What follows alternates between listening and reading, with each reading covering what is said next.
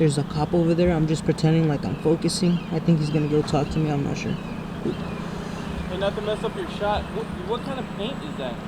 Oh, it's not a paint. It's a wrap. Oh, wrap? Yeah. It looks really good. Thank you, the man. The way like the sun hits it. Yeah. It's like, thank you. I appreciate it. Yep. Hey guys, welcome back to another video. Today, actually, don't forget to give this video a thumbs up, but today we are going to be discussing the top 3 performance mods that you should do to your G35 you want to make a little bit faster, guys. Okay, now this list was definitely hard to make, but I think this top 3 list that I chose, I think this thing is gonna keep you guys happy for quite a while. You definitely put a smile on your face, but if it did not bring a smile to your face, let me know what's your top 3 first performance mods would have been, or if you already did them because you're awesome like that, let me know what your top 3 performance mods were. Name it down in the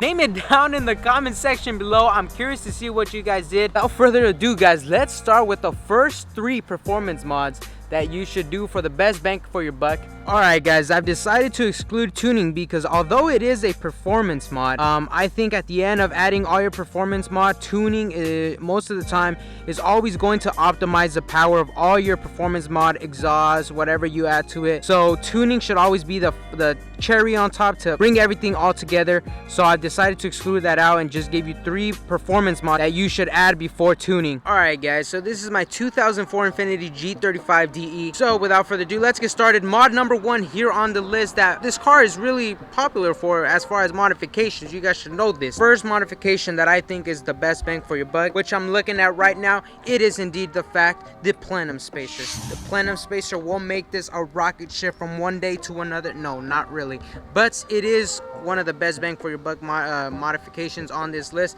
the plenum spacer. There are 3 major brands. All right, we got Block, right, which is the lowest in budget. We got Z1, which is the one I have, which is a medium budget. It's around 180 bucks, I believe. And lastly, the more expensive one is Motordyne, which everybody gives it great reviews. Okay, Motordyne is indeed fact one of the best ones you can get. Even without tuning, you could definitely feel it. When I just got my plenum spacer, if you haven't checked out my video, go check it out. You can see my reaction. But when we got the plenum spacer, you can definitely feel more on the top end the car pull a little bit faster. So plenum spacer definitely has to be on your goal list. Go, actually just log off this video, go buy it right now if you don't have it. All right guys, now that we're done with the plenum spacer talk, let's talk about mod number 2, which is also in the engine bay because that's where the engine is at. Mod number 2 that you should install is gonna be an intake.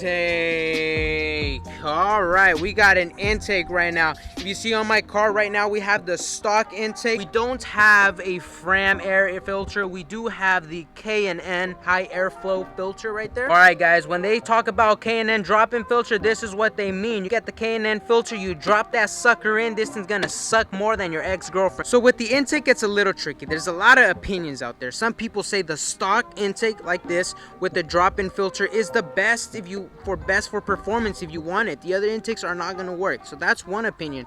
The other opinions say cold air intake is the way to go. Cold air intake, man. You get air from the bottom and it's cold, okay? Just get it. It's better for performance. That's the second opinion. Third opinion is that short ramp intakes suck. I don't know why, but they do. They suck. They're close by the engine. They get all the heat, and you heat soak in hot days like this. So that's the third opinion. Fourth opinion, go admin, baby. And that's what we're doing right now. We had the Z1, we sold it. We just got the stock intake and we just bought ourselves admin tuning intake. That admin tuning intake, the aftermarkets are traditionally 3 inches. The diameter is 3.5 inches, which is gonna give us more air.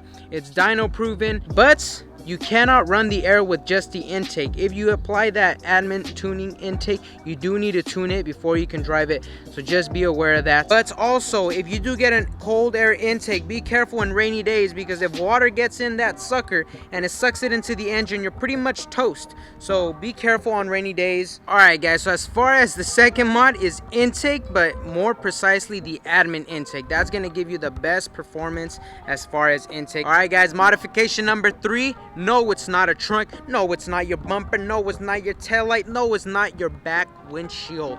It is indeed, in fact, not your license plate. It is indeed, in fact, an exhaust, guys. An exhaust. More precisely, a catback exhaust, okay? You guys need a dang catback exhaust. Now, let me explain this. Hopefully, I'm explaining this right. But when your engine, it's creating combustion, all those exhaust gases need to escape the vehicle as fast as possible to create more power, right? And that's why you get a catback exhaust, because I believe the stock one in the G35 is in diameter 2.5 inches. And what you're gonna do with that exhaust is increase that diameter, just like the intake, up to 3 inches, which is gonna increase the diameter, increase airflow, which means you get more airflow out faster, which translate to more power, baby. All right, more power. And the second benefit, which I was talking about, guys, you know, your G's, when they're stock, I'm not gonna lie, they sound freaking amazing, guys. G35 stock sound is orgasmic, okay? These have one of the best sounds stock, man. I love it, man, 100%. The only thing I hate about it is that it's not loud enough, guys. It's not loud enough, okay? Every time I wanted to step on it all the time because I wanted to hear that stupid exhaust that sounds so damn good. Top 3 exhaust. There's a lot of exhaust. I'm not even gonna lie to you guys.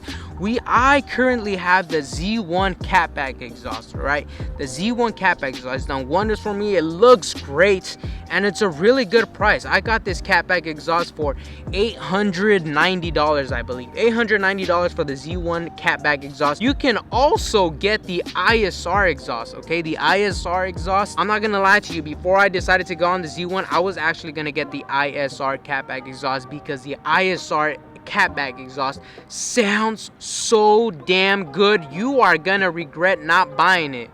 I don't know what made me go with Z1 single exit 2. I don't know, but the ISR sounds beautiful. You won't regret it, man. You will not regret it. So ISR is a good brand. You got Z1 is a good brand. Of course, you got Motordyne, but that's gonna be your higher budget. That's gonna be more around high one, like 1,800 bucks. You can find used ones, but I'm not sure how much they are in the used market. You can also get Tomei, of course. Is that a Tomei, dog? You know what I'm saying? So Tomei is also a brand, but those are also going to be super expensive. You're looking at, you know, similar to Motordyne status, especially if you want the white pipe and the, you know, the single exit. Definitely going to be around that price range, but trust me, it's worth it.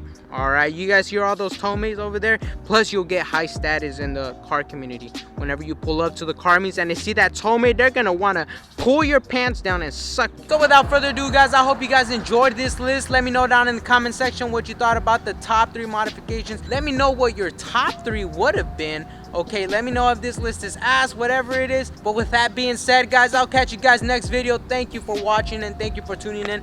Stay safe, stay out there, don't shake hands, don't do anything nasty. I'll catch you guys next video. Peace out, guys.